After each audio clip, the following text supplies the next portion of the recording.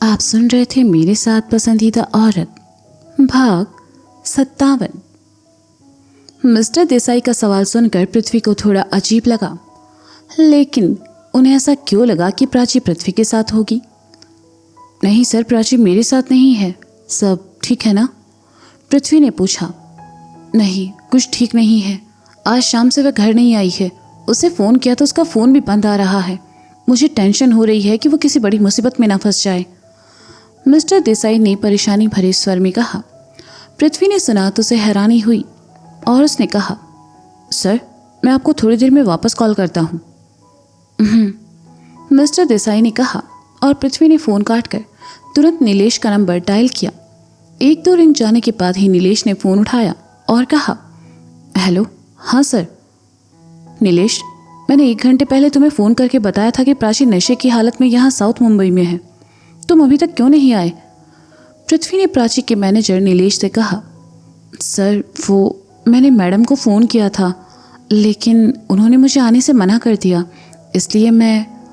नीलेश ने कहा। और इसलिए तुम नहीं आए? वो इस वक्त नशे में है और उसके साथ कोई नहीं है। तुरंत यहाँ पहुँचो। पृथ्वी ने थोड़ा गुस्से से कहा। सॉरी सर, मैं नहीं आ सकता, कहकर नीलेश ने फ़ोन काट दिया। पृथ्वी ने सुना तो झुंझलाया और कहा, क्या मुसीबत है, ये लड़की पागल पागल है क्या? पृथ्वी ने एक बार फिर मिस्टर देसाई को फ़ोन लगाया। उन्होंने एक ही रिंग में फ़ोन उठाकर कहा, हाँ पृथ्वी, प्राची मिली तुम्हें? नहीं सर, लेकिन मैंने 1 घंटे पहले उसे यहाँ साउथ मुंबई में देखा था। वो काफ़ी नशे में थी। एक काम कीजिए, आप यहाँ आ जाइए। पृथ्वी ने कहा। क्या? साउथ मुंबई में? लेकिन उसने तो मुझसे कहा था कि वह ऑफिस में है। खैर पृथ्वी, क्या तुम मेरी मदद करोगे प्लीज़? मिस्टर देसाई ने कहा। जी सर, कहिए। पृथ्वी ने कहा। मैं इस वक्त साउथ मुंबई से बहुत दूर हूँ। इनफैक्ट मैं शहर से बाहर हूँ।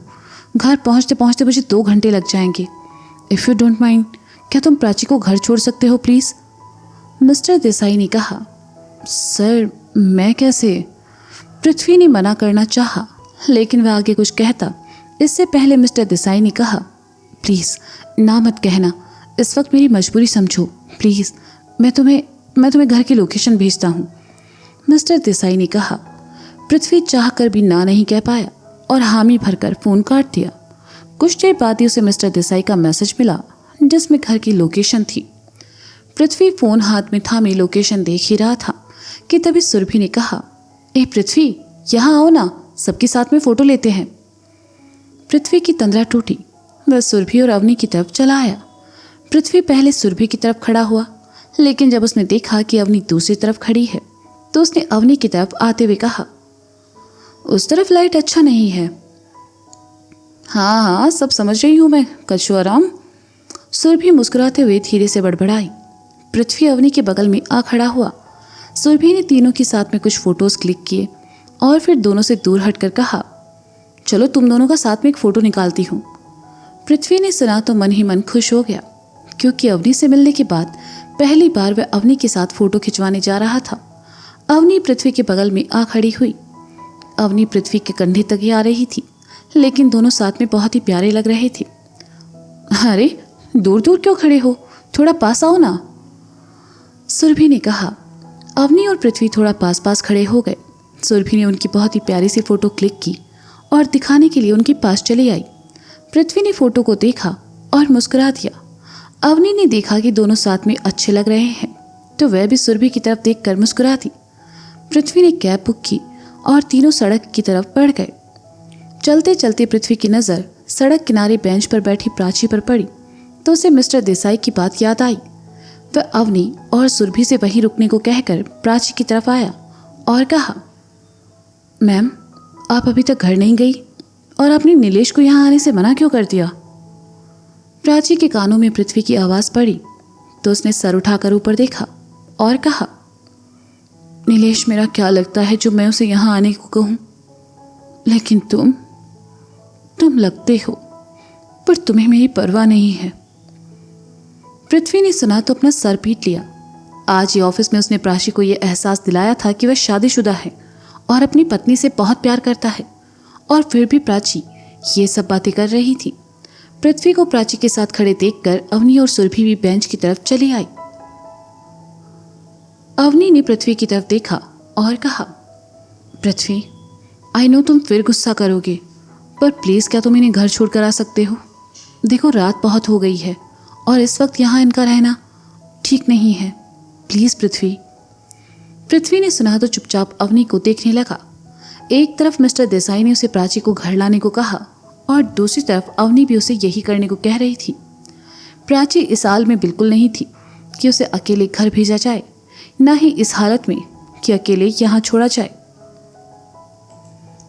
पृथ्वी, अवनी सही कह रही है, तुम इन्हें लेकर जाओ, हम दोनों कैब से घर चले जाएंगे। इस बार सुरभि ने कहा। पृथ्वी को अवनी की बात माननी पड़ी। कुछ देर बाद उसकी बुक की हुई कैब वहां आ पहुंची। पृथ्वी ने अवनी और सुरभि से कैब में बैठने को कहा और अवनी की तरफ आकर बोला, ध्यान से जाना और पहुंचकर मुझे फ़ोन करना, मैं जल्दी आ जाऊंगा, अपना ख्याल रखना। अवनी ने पृथ्वी की तरफ देखकर कहा और अगले ही पल उसे चुभन का एहसास हुआ। उसे ऐसा महसूस हुआ जैसे वह पृथ्वी को खुद से दूर कर रही हो। कैब वहां से चली गई। पृथ्वी प्राची के सामने आया और कहा, चलिए मैं आपको छोड़ देता हूँ, आपकी गाड़ी कहाँ है? पार्किंग में है। प्राची ने उन्माद भरे स्वर में कहा, ठीक है, चाबी दीजिए, मैं लेकर आता हूँ, पृथ्वी ने कहा। प्राची ने अपना क्लच पृथ्वी की तरफ बढ़ा दिया। पृथ्वी ने उसमें से चाबी निकाली और प्राची से वहीं रुकने का कहकर खुद पार्किंग में चला आया। उसने प्राची की गाड़ी ढूंढी और लेकर प्राची के सामने रोक दी।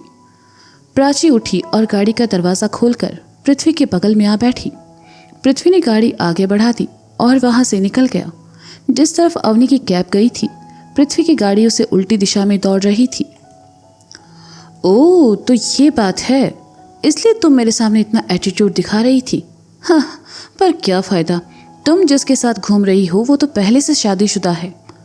अपनी गाड़ी के पास खड़े विक्रम ने प्राची को पृथ्वी के साथ जाते देखकर कहा और फिर अपनी गाड़ी स्टार्ट करके वहां से चला गया। पृथ्वी खामोशी से गाड़ी चला रहा था। वह जल्द से जल्द प्राची को उसके घर छोड़कर वापस अवनी के पास जाना चाहता था। जब कैब में बैठी अवनी ने पृथ्वी से अपना ख्याल रखने को कहा तो उस वक्त अवनी की आंखों में उभरी बेचैनी को पृथ्वी साफ देख पा रहा था और अब वही आंखें और उन आंखों की बेचैनी बार बार उसके जहन में आ रही थी। पृथ्वी को खामोश देखकर प्राची ने कहा, तुम कितने रूड हो पृथ्वी, तुमने मेरे लिए गाड़ी का दरवाज़ा तक नहीं खोला। पृथ्वी ने सुना तो सामने देखते हुए कहा, गाड़ी का दरवाज़ा आदमी या तो तब खोलता है जब किसी का गुलाम हो, या फिर तब जब गाड़ी में बैठने वाला उसका कोई अपना हो, और ना तो मैं आपका गुलाम हूँ और ना ही आप मेरी अपनी। प्राची ने सुना तो अपना हाथ अपने सीने पर रखा और कहा, उफ, बस तुम्हारी यही बातें तो मुझे तुम्हारे और करीब ले आती है। किस्मत भी हमें बार बार एक दूसरे के सामने ले आती है। हम इसे इत्तेफाक कहूँ या किस्मत का कोई खूबसूरत खेल, ये बस आपके मन का वहम है और जितनी जल्दी आप इस वहम से बाहर निकल जाएं, आपके लिए उतना ही अच्छा है। पृथ्वी ने इस बार भी सामने देखते हुए कहा। प्राची पर पृथ्वी की बातों का कोई असर नहीं पड़ा। उसने कहा, ओ कम ऑन पृथ्वी, मान भी लो कि तुम्हें भी मुझ में दिलचस्पी है, वरना आधी रात में तुम इस तरह मुझे घर छोड़ने नहीं जाते। पृथ्वी ने सुना तो गाड़ी की स्पीड कम की और प्राची की तरफ देखकर कठोरता से लेकिन धीमे स्वर में कहा, मैं आप जैसी औरतों में दिलचस्पी नहीं रखता। मैं आपको घर इसलिए छोड़ने जा रहा हूँ क्योंकि मैं अपनी वाइफ से बहुत प्यार करता हूँ और मैं उसका कहा नहीं टाल सकता। प्राची ने सुना तो उसकी खुशी मायूसी और तकलीफ में बदल गई और फिर उसने पृथ्वी को ठेस पहुंचाने के लिए अपना सर पीछे सीट से लगाया और अपने हाथों को बांधकर कहा, हाँ, फिर तो तुम्हारी वाइफ बहुत ही बेवकूफ़ औरत है जिसने अपने पति को आधी रात में एक पराई औरत के साथ भेज दिया। पृथ्वी ने अवनी के लिए बेवकूफ़ शब्द सुना तो उसे गुस्सा आया। उसने ब्रेक मारा और प्राची की तरफ पलटकर कहा, इनफ इज इनफ, मेरी वाइफ के बारे में एक भी गलत शब्द बोला तो मुंह तोड़ दूंगा तुम्हारा, समझी? तुम्हारे बाप ने तुम्हें ऐशो आराम की ज़िंदगी दी है, इसका मतलब ये नहीं कि तुम इसका गलत फ़ायदा उठाओ। अपने पैसे और स्टेटस का रूप मेरे सामने मत दिखाना। तुम सब खरीद सकती हो लेकिन पृथ्वी उपाध्याय को नहीं। पृथ्वी को गुस्से में देखकर प्राची समझ गई कि उसने कुछ ज़्यादा ही गलत बोल दिया है, इसलिए वह चुपचाप बाहर देखने लगी।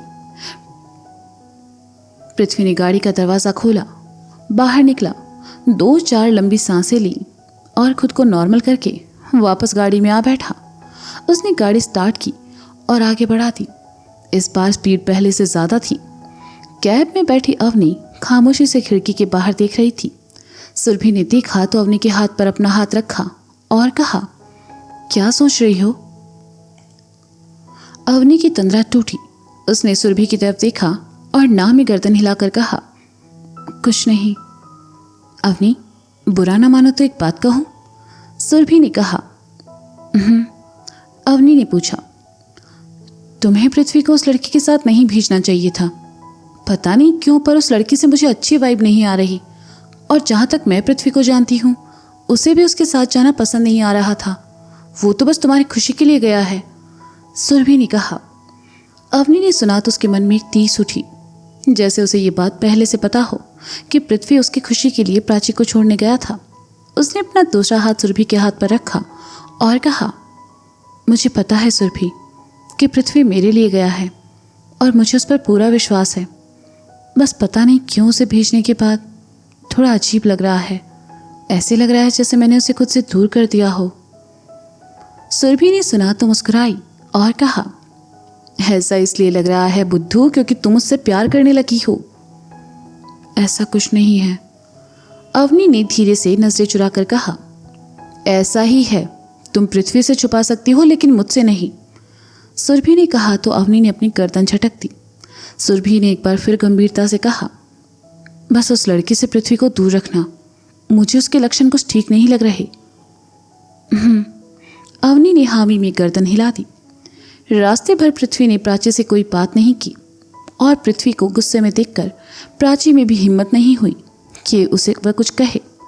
धीरे धीरे शराब का असर भी कम होने लगा। घर से 1 किलोमीटर पर आकर गाड़ी अचानक बंद हो गई। पृथ्वी ने स्टार्ट करने की कोशिश की लेकिन स्टार्ट नहीं हुई। पृथ्वी गाड़ी से बाहर निकला और बोनट खोलकर देखा तो पाया कि इंजन गर्म होने से गाड़ी बंद पड़ चुकी है। पृथ्वी ने बोनट बंद किया।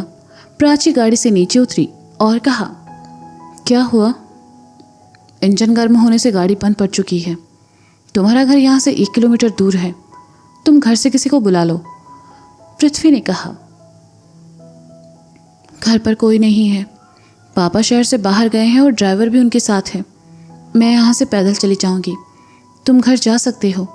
गाड़ी लॉक करके यहीं छोड़ दो, सुबह ड्राइवर ले जाएगा, प्राची ने बिना किसी भाव के कहा।